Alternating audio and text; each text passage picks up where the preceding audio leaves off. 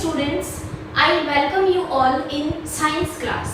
मैं स्टार्ट कर रही हूँ चैप्टर 1 जो कि आपके केमिस्ट्री का पोर्शन है, केमिकल रिएक्शंस एंड इक्वेशंस।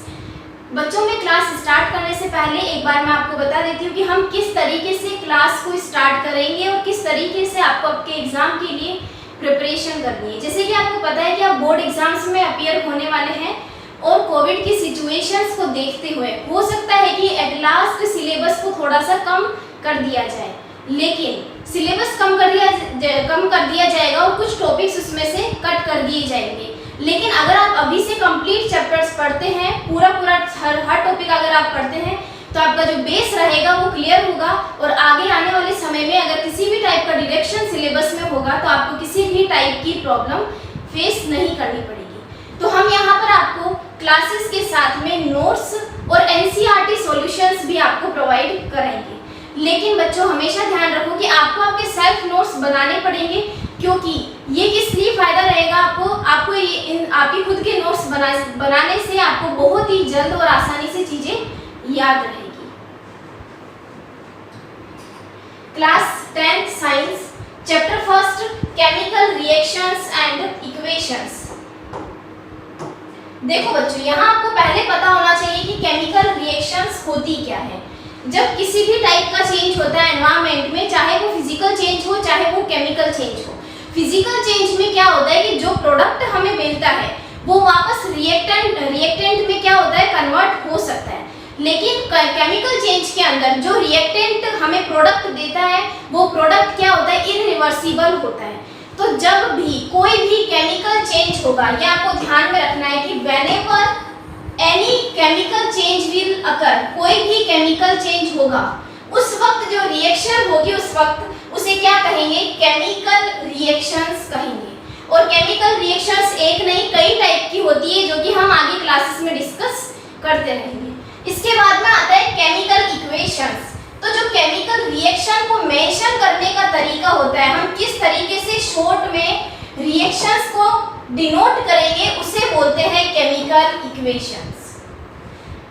तो केमिकल रिएक्शन क्या हुआ, जब भी कोई केमिकल चेंज होगा वो क्या कहलाएगा, केमिकल रिएक्शंस। और उसे जो लिखने का तरीका होता है, उसका जो राइटिंग पैटर्न होता है वो आता है केमिकल इक्वेशंस के अंदर। Whenever a chemical change occurs, मैंने आपको बताया कि जब भी कोई केमिकल चेंज होगा, we can say that a chemical reaction has taken place. कोई भी केमिकल चेंज होगा तो हम इजीली कह सकते हैं कि वहां पर क्या हुई है, कोई ना कोई केमिकल रिएक्शन हुई है। अब वो कॉम्बिनेशन रिएक्शन हो सकती है, डिस्प्लेसमेंट हो सकती है, डबल डिस्प्लेसमेंट हो सकती है, या फिर डीकंपोजिशन हो सकती है, साथ ही वो रेडॉक्स रिएक्शन भी हो सकती है। ये सारे जो रिएक्शंस हैं वो हम आगे डिटेल में पढ़ेंगे। अब यहाँ देखिए एक एग्जांपल है, burning of a magnesium ribbon in air. Most of the times यहाँ से क्वेश्चंस पूछे जाते हैं। देखो हम बात करेंगे क्वेश्चन की भी, मैग्नीशियम को एयर की प्रेजेंस में बर्न करना। अब आप देखो एयर में क्या है, ऑक्सीजन है O2। इस O2 की प्रेजेंस में किसे बर्न कर रहे हैं हम, Mg यानी कि मैग्नीशियम को बर्न कर रहे हैं। तो मैग्नीशियम ऑक्साइड का यहाँ पर क्या होता है, फॉर्मेशन होता है।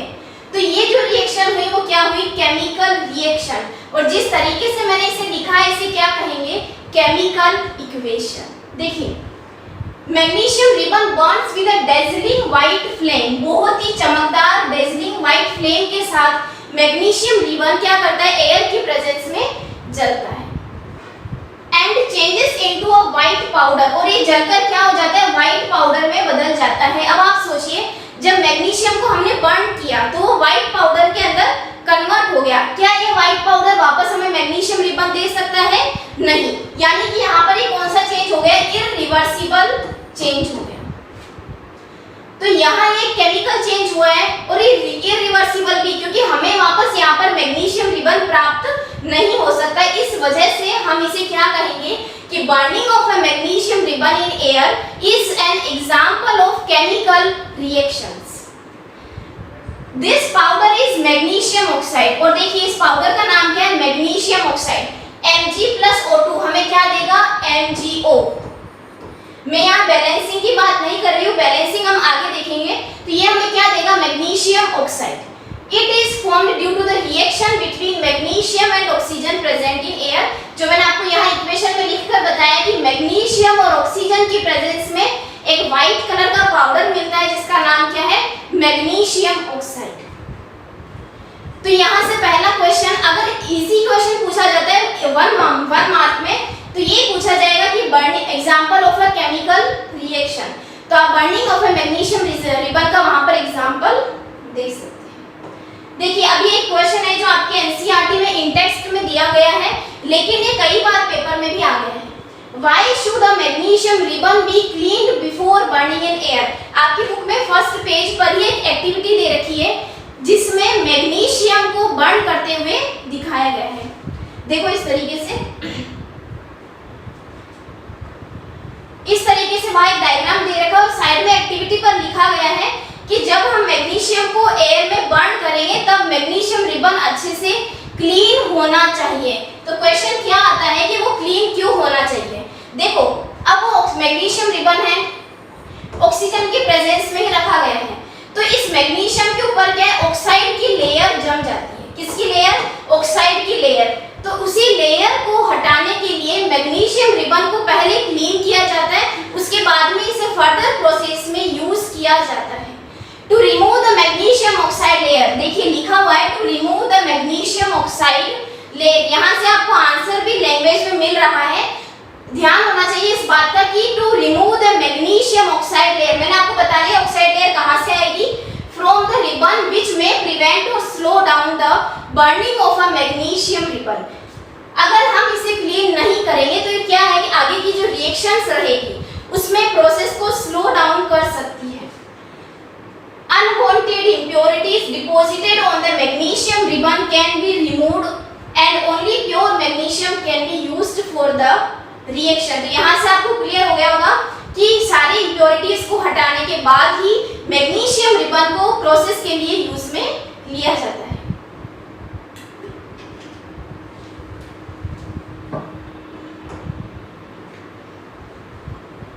तो अभी तक हमने क्या देखा कि केमिकल रिएक्शंस क्या होती है, हमें कैसे पता चलता है कि केमिकल रिएक्शन हुई है, उसका एग्जाम्पल क्या है, मैग्नीशियम रिबन को हमें क्लीन क्यों करना चाहिए before burning in air. 1 mark में यहाँ से क्वेश्चन पूछे जा सकते हैं कि कौन सा प्रोडक्ट बनता है जब हम मैग्नीशियम को एयर की प्रेजेंस में बर्न करते हैं। तो यहाँ आपको कंफ्यूज नहीं होना है, एयर की प्रेजेंस का मतलब है O2 की प्रेजेंस में, ऑक्सीजन की प्रेजेंस में। अब देखिए how do we identify a chemical reaction, हमें और किस तरीके से पता लग सकता है कि यहाँ पर कोई केमिकल रिएक्शन हुई है। देखिए पहला आता है चेंज इन स्टेट, स्टेट का चेंज होना यानी कि सॉलिड या फिर लिक्विड या फिर गैस या एक्वस सॉल्यूशन भी आप कह सकते हैं। अगर इन स्टेट में क्या होता है, चेंजेस आता है, तो वहां हम कह सकते हैं कि क्या हुआ है, केमिकल रिएक्शन हुई है।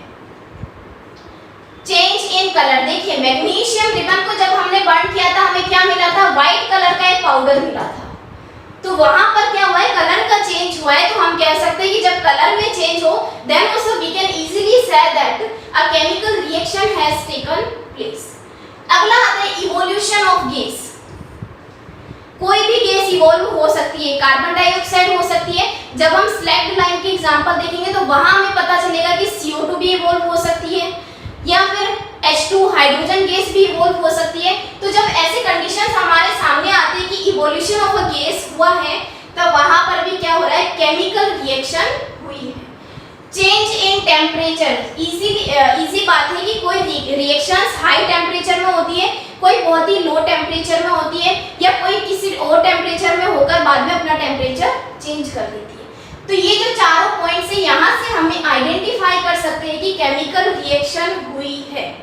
So once again, change in state, change in colour, change in temperature and evolution of gas according to the law of conservation of mass. देखो बच्चों ये मैंने लाइन यहाँ से ऐड करी है, क्योंकि यहाँ इसलिए ऐड करी है क्योंकि यहाँ से एक बार 1 मार्क क्वेश्चन में पूछा गया है कि जो हम बैलेंसिंग करते हैं, आगे हम पढ़ेंगे इक्वेशंस, केमिकल रिएक्शंस की बैलेंसिंग करना, तो बैलेंसिंग हम किस लॉ के ऊपर करते हैं। देखिए, according to the law of conservation of mass, matter can neither be created nor be destroyed in a chemical reaction. जो मैंने यहाँ मैग्नीशियम का एग्जांपल लिया था, हम इसे बैलेंस करके देखेंगे तब हमें पता चलेगा कि इस साइड जो रिएक्टेंट्स है और इस साइड जो हमें प्रोडक्ट मिल रहे हैं, इनके मास में कोई भी चेंजेस नहीं होता है। अगर यहाँ पर इस साइड में 2H है तो प्रोडक्ट में भी हमें हाइड्रोजन के 2 मॉलिक्यूल ही मिलेंगे। प्रोडक्ट चेंज हो सकता है लेकिन वहां पर जो मास है वो चेंज नहीं होता है। तो on what basis we are performing balancing of a chemical reaction, हम किसके ऊपर आधारित करते हैं बैलेंस रिएक्शंस को? According to law of conservation of mass which states that matter cannot be created and destroyed. Antoine Lavoisier introduce law of conservation of mass. ये law of conservation of mass किसने दिया था? Antoine लवोइशियर।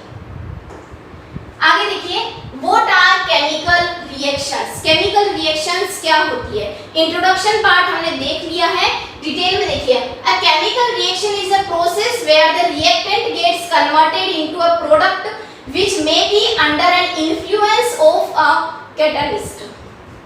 यहाँ आ रहा है कि रिएक्टेंट जब प्रोडक्ट में चेंज होता है, देखो बच्चों, यहाँ हमें क्या था, हमारे पास मैग्नीशियम प्लस O2 जो हमें क्या दे रहा था? Magnesium oxide.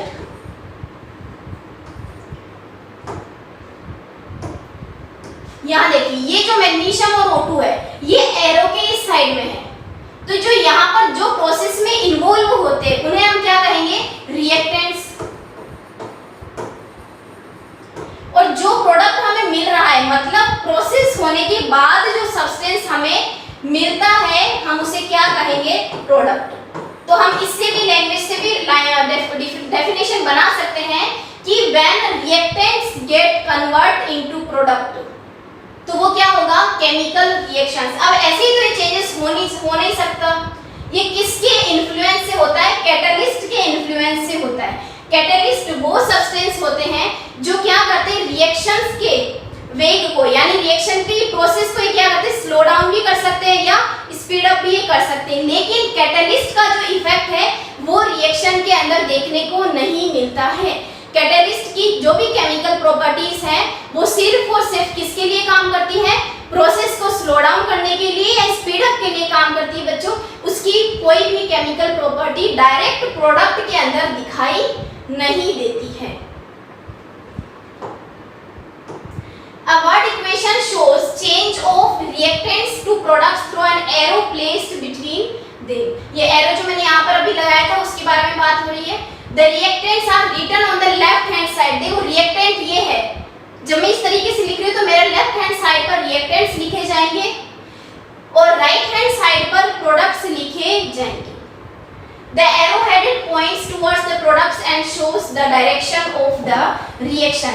ये जो एरो है ये क्या दिखाता है कि रिएक्शन किस डायरेक्शन में भी हो रही है, किस डायरेक्शन में हो रही है। सपोज मानिए कि कोई इरिवर्सिबल है, जैसे मैग्नीशियम प्लस ऑक्सीजन,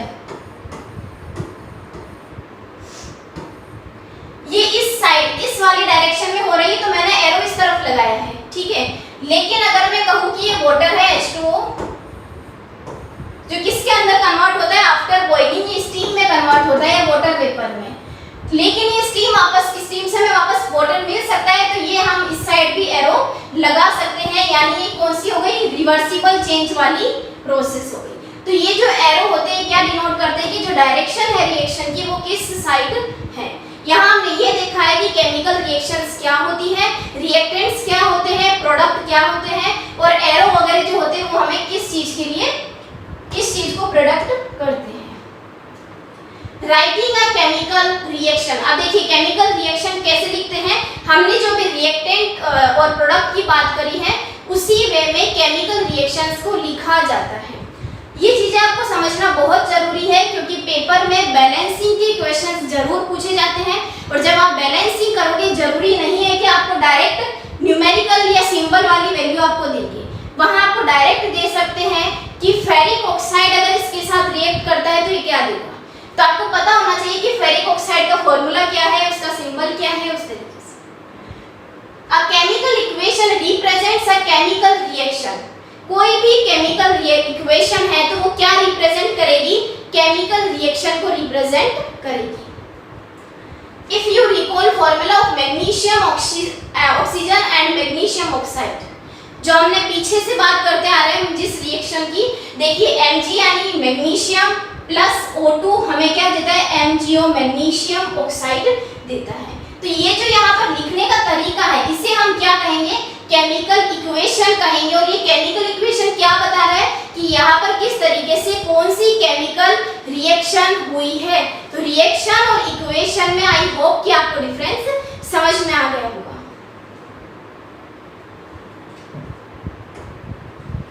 बैलेंसिंग अ केमिकल रिएक्शन, अब देखो बैलेंसिंग कैसे करते हैं, हम एक बार थ्योरी बाद में देखेंगे, पहले हम एक बार रिएक्शंस को देख लेते हैं कि किस तरीके से करते हैं।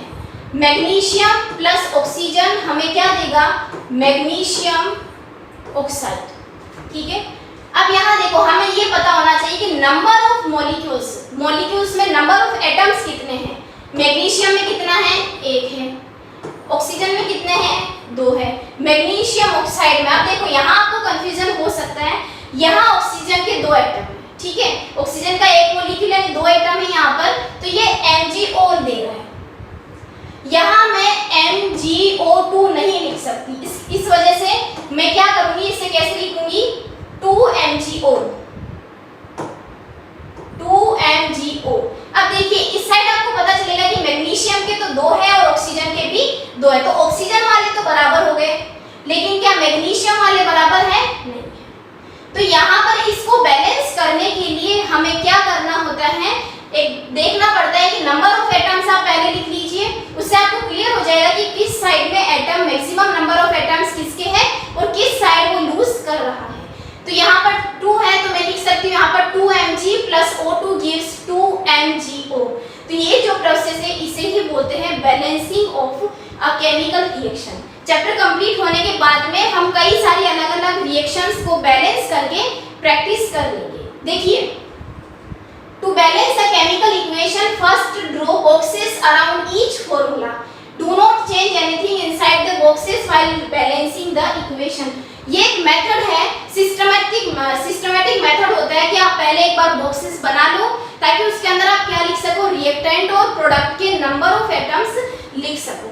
List the number of atoms of different elements present in the unbalanced equation. वही सेम जो मैंने किया था, नंबर ऑफ एटम्स लिखा था उस तरीके से यहाँ मैंने एरो लगाकर लिखा है। आप क्या कर सकते हो, इस तरीके से लिख सकते हो बॉक्स बनाकर कि इस साइड रिएक्टेंट का लिख लिया और इस साइड प्रोडक्ट का लिख लिया कि मैग्नीशियम का इतना है, ऑक्सीजन का इतना है, मैग्नीशियम ऑक्साइड का इतना है। तो आपको कहाँ पर बैलेंस करना है। Start balancing with the compound that contains the maximum number of atom. Balancing उसी से स्टार्ट करो जहां पर आपको एटम्स के नंबर सबसे ज्यादा दिखाई दे। जैसे ऑक्सीजन में सबसे ज्यादा थे, मैग्नीशियम में 1 ही था, मैग्नीशियम ऑक्साइड में भी 1 ही था, इसलिए हमने कहां से स्टार्ट किया, सबसे पहले ऑक्सीजन को बैलेंस करना स्टार्ट किया था। It may be a reactant और अ प्रोडक्ट। अब देखो मैक्सिमम नंबर ऑफ एटम किसी का भी हो सकता है, या तो रिएक्टेंट का या फिर प्रोडक्ट का। यहाँ पर किसका था, 2 यानी कि ऑक्सीजन का था, रिएक्टेंट का ज्यादा था। आपको कई सारे केसेस ऐसे मिलेंगे जहां पर प्रोडक्ट के मॉलिक्यूल्स में या प्रोडक्ट के कंपाउंड में नंबर ऑफ एटम्स ज्यादा हो सकते हैं। Select the element which has the maximum number of atoms. Balance the unbalanced atom. अब देखिए यहाँ क्या बता रहे हैं कि जो अनबैलेंस्ड एटम है उसको क्या करना है, बैलेंस करना है। Finally to check the correctness of the balanced equation we count atoms of each element. यहाँ मैंने क्या किया था, पीछे देखिए हमने काउंट कर लिया था कि इसका और इसका बराबर है, इसका और इसका इक्वल नहीं था, तो हमने काउंट कर उसे बैलेंस कर दिया था। To make a chemical equation more informative the physical state. देखिए आपको जो एग्जाम में क्वेश्चंस आएंगे वहां पर फिजिकल स्टेट जरूर मेंशन होते हैं। अगर मेंशन नहीं होते हैं then examiner is asking to mention you. तो आपको पता होना चाहिए कि गैसियस स्टेट में कौन सा है, सॉलिड में कौन सा है, एक्वस में, लिक्विड में कौन सा है।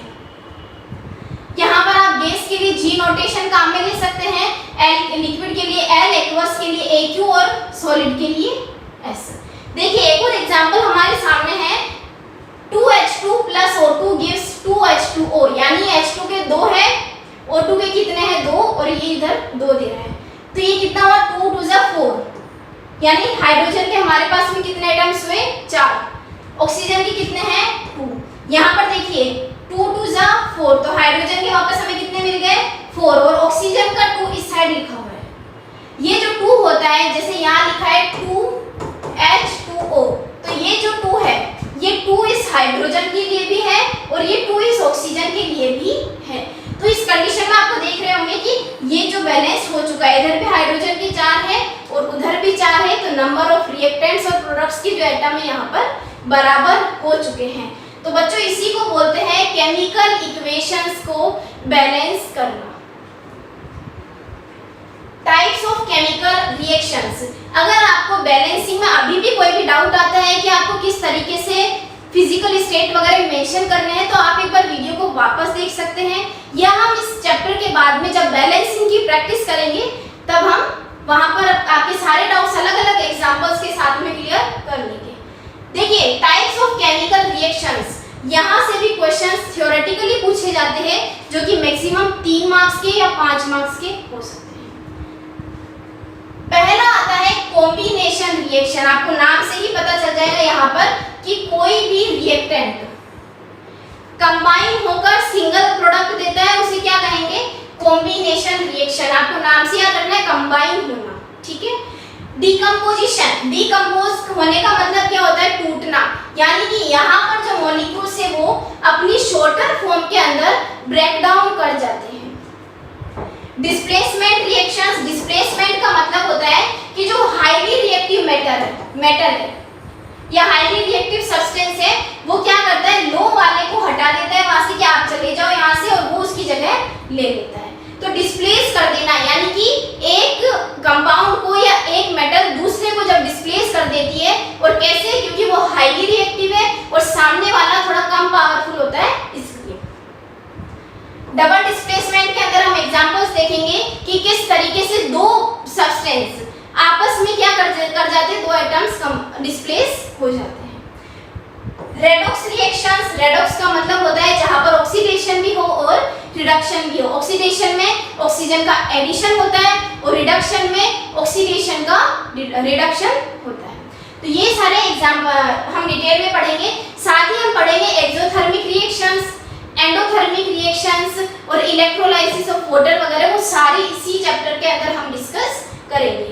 देखिए बच्चों, सबसे पहले आती है combination reactions. When two reactants combine to form a product, जब दो रिएक्टेंट्स कोई भी प्रोडक्ट बनाने के लिए कंबाइन होता है तो वो होती है कॉम्बिनेशन रिएक्शंस। कैल्शियम ऑक्साइड, देखिए CaO, यहीं से आप सिंबल्स और जो फॉर्मूला है जहां जहां आपको रिएक्शंस दिखाई दे दिया वहां से याद करना स्टार्ट कर दें, अदरवाइज वो आपके लिए एग्जाम के टाइम में प्रॉब्लमेटिक हो सकता है।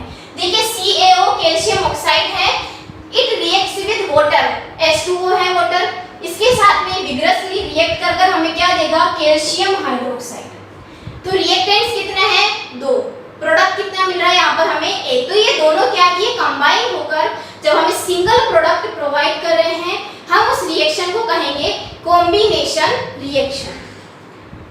देखिए ये जो कैल्शियम हाइड्रोक्साइड है इसके दो नाम है, कैल्शियम हाइड्रोक्साइड और एक है स्लैग्ड लाइम। स्लैग्ड लाइम भी कैल्शियम हाइड्रोक्साइड को ही कहा जाता है। तो यहाँ पर आपको ध्यान रखना है what is a combination reaction, when two और more than two reactants combine and form a product, वो होता है कॉम्बिनेशन। एग्जांपल के लिए ध्यान में रखना है कि कैल्शियम ऑक्साइड किसके साथ, वाटर के साथ विग्रसली रिएक्ट करेगा और हमें क्या देगा कैल्शियम हाइड्रोक्साइड या फिर slagged lime. Calcium hydroxide reacts slowly with the carbon dioxide in air to form a thin layer। देखो कैल्शियम हाइड्रोक्साइड की अगर बनने की प्रोसेस आती है कि कैसे मैन्युफैक्चर हुआ है, तो ये प्रीवियस ईयर्स में ये क्वेश्चंस पूछे गए हैं, हम वो बाद में डिस्कस कर लेंगे। लेकिन यहीं से बच्चों एनसीईआरटी के बाहर से पेपर कुछ भी नहीं आता है, लेकिन वो है कि क्वेश्चन का जो पैटर्न होता है उसे ट्विस्ट कर दिया जाता है। यहाँ पर हमने देखा कि कैल्शियम ऑक्साइड वाटर से रिएक्ट करके क्या दे रहा है कैल्शियम हाइड्रोक्साइड, लेकिन जब कैल्शियम हाइड्रोक्साइड कार्बन डाइऑक्साइड से रिएक्ट करेगा तो वो क्या देगा, कैल्शियम कार्बोनेट हमें देगा। आपको ये भी ध्यान रखना है कि कार्बोनेट अगर है तो वहां आपको लिखा CO3 दिखाई देगा, और अगर वो बाइकार्बोनेट है या वो हाइड्रोजन कार्बोनेट है तो उस कंडीशन में आपको HCO3 उसमें लेना है। ये चीज आप अभी ध्यान रखिएगा, कार्बोनेट के लिए CO3 और बाइकार्बोनेट या हाइड्रोजन कार्बोनेट के लिए HCO3 फॉर्मूला यूज में लेते हैं। अब ये कैल्शियम हाइड्रोक्साइड है, इसने धीरे धीरे रिएक्ट किया किसके साथ, कार्बन डाइऑक्साइड के साथ, और क्या दिया, calcium carbonate. Calcium carbonate is formed after 2 to 3 days of whitewashing and gives a shiny finish to the walls। देखिए CaOH2 एक तरीके से स्लैग लाइन चूने को बोलते हैं, और जब ये दीवारों के ऊपर व्हाइट वॉश किया जाता है तो 2 या 3 दिन के बाद हमें उन दीवारों पर फिनिशिंग देखने को मिलती है। वो किसकी वजह से, कि ये जो कैल्शियम हाइड्रोक्साइड है जो हमने दीवारों पर व्हाइट वॉशिंग के लिए काम में लिया है, वो क्या करेगा, 2 या 3 दिन में धीरे धीरे एनवायरनमेंट के अंदर जो कार्बन डाइऑक्साइड प्रेजेंट है उससे रिएक्ट करेगा और एक लेयर बना लेगा किसकी, कैल्शियम कार्बोनेट। तो यहाँ आपको ध्यान रखना है कि कैल्शियम ऑक्साइड किस तरीके से हमें कैल्शियम हाइड्रोक्साइड दे रहा है और कैल्शियम हाइड्रोक्साइड कैसे हमें कैल्शियम कार्बोनेट दे रहा है। क्वेश्चन डायरेक्ट ना आकर ऐसे आ सकता है कि डेली लाइफ का आपको एग्जांपल देना है। तो ये जो हमने व्हाइट वॉशिंग वाला एग्जांपल देखा है वो आपको डेली लाइफ का एग्जांपल देखने को मिलेगा। It is interesting to note that the chemical formula for marble is also CaCO3। देखिए एनसीईआरटी बुक में एनसीईआरटी बुक में इस चैप्टर में आपके राइट हैंड साइड में आपको एक बॉक्स मिलेगा, वहां ये लाइन लिखी हुई है, ठीक है। और क्वेश्चंस में पूछा जा सकता है कि मार्बल का केमिकल फॉर्मूला क्या है, CaCO3।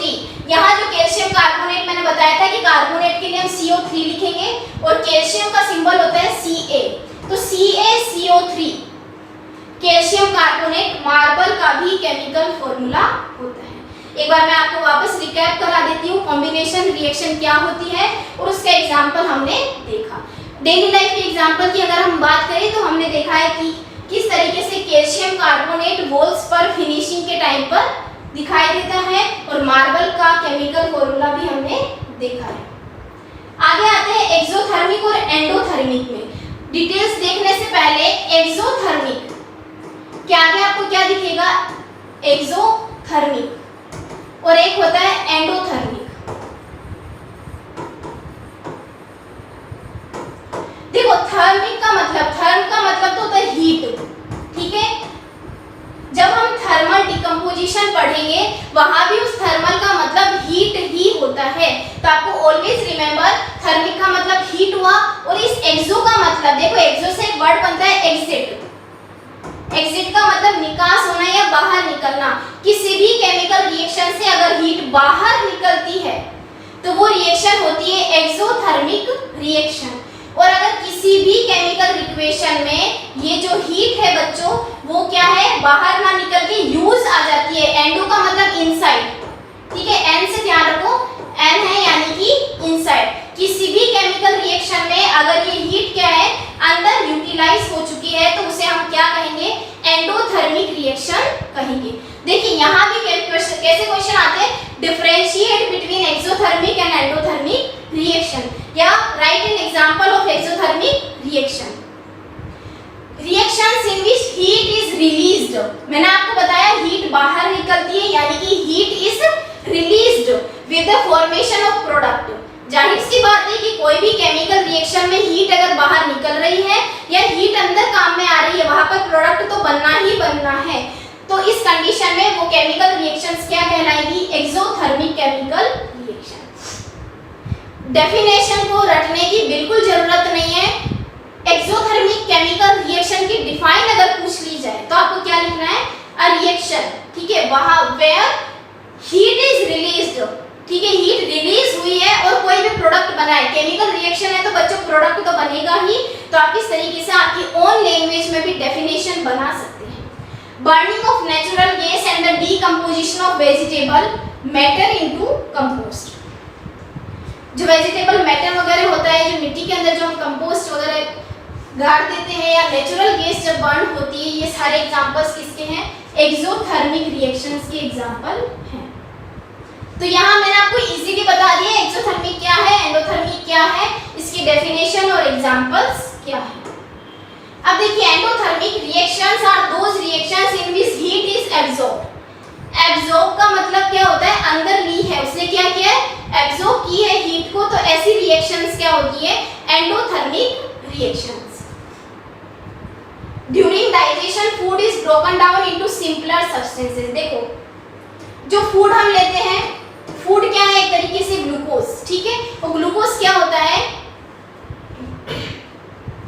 कॉम्प्लेक्स सब्सटेंस होता है। जब ये कॉम्प्लेक्स सब्सटेंस किसमें टूट जाता है? सिंपलर सब्सटेंसेस में टूट जाता है। तो कोई भी चीज, अगर कोई हार्ड चीज है, कॉम्प्लेक्स है और वो सिंपल में टूटेगी तो वहां पर हीट जरूर रिलीज होती है, ठीक है। हीट जरूर बाहर, हीट जरूर एब्जॉर्ब होती है। For example rice, potatoes and bread contain carbohydrate. Carbohydrate क्या है? ग्लूकोज इसी से मिलेगा। These carbohydrates are broken down to form glucose। लिख दिया मैंने कि जो कार्बोहाइड्रेट है ये ब्रेक डाउन हो जाते हैं किस, क्या बनाने के लिए?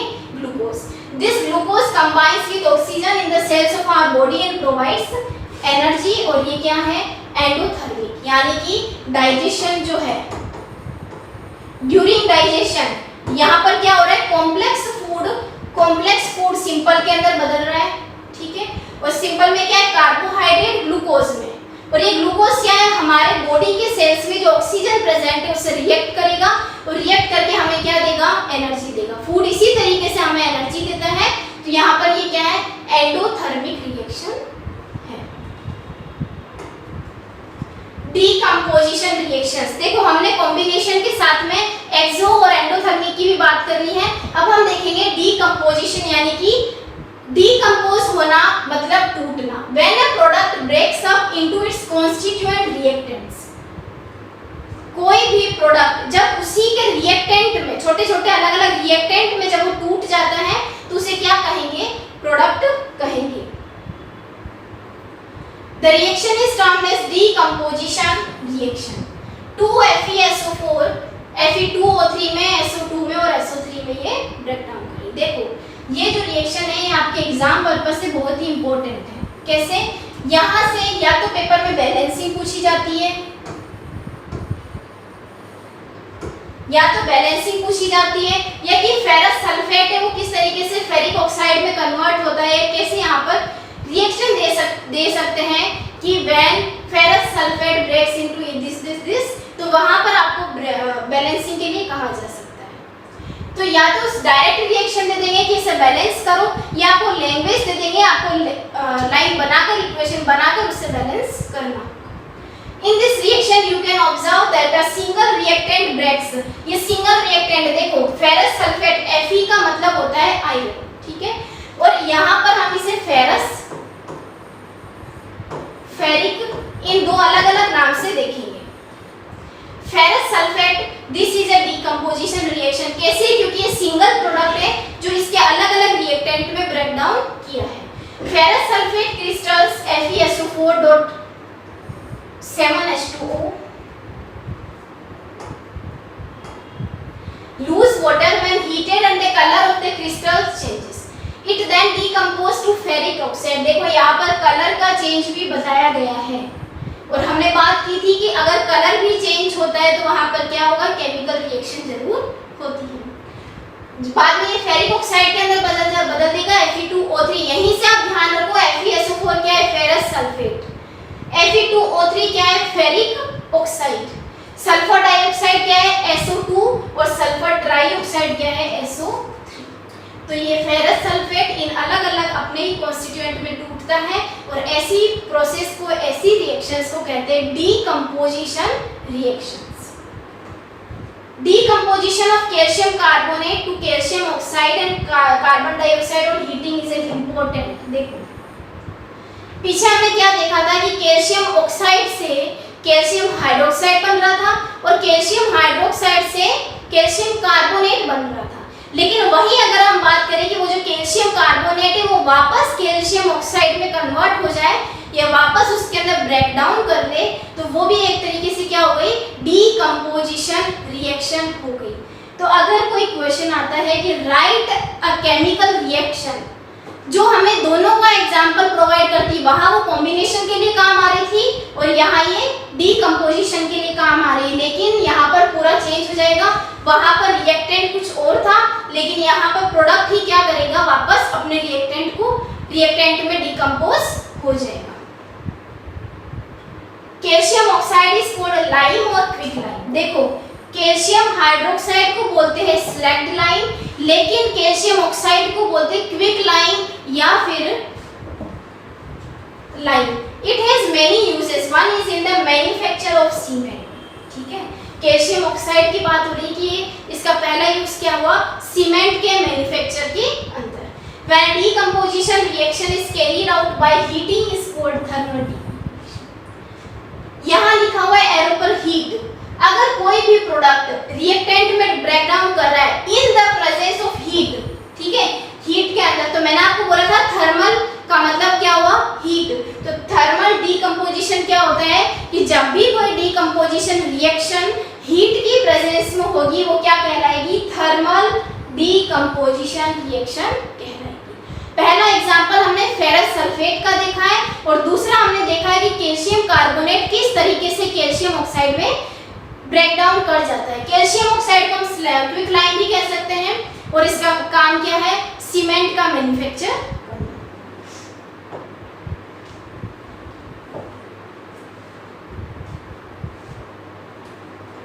नेक्स्ट है इलेक्ट्रोलाइटिक डीकंपोजिशन। बच्चों डीकंपोजिशन रिएक्शन दो या तीन टाइप की हो सकती है कि थर्मल की हीट की प्रेजेंस में अलग होती है, सनलाइट की प्रेजेंस में वहां पर फोटोनाम आ जाता है, और अगर इलेक्ट्रिसिटी की प्रेजेंस में तो वो इलेक्ट्रोलाइसिस हो सकता है। तो हम नेक्स्ट क्लास में आगे के टाइप्स के बारे में बात करेंगे, जैसे इलेक्ट्रोलाइटिक डीकंपोजिशन हुआ, फोटोलाइसिस वगैरह हुए, वो सारे हम नेक्स्ट क्लास के अंदर डिस्कस करेंगे।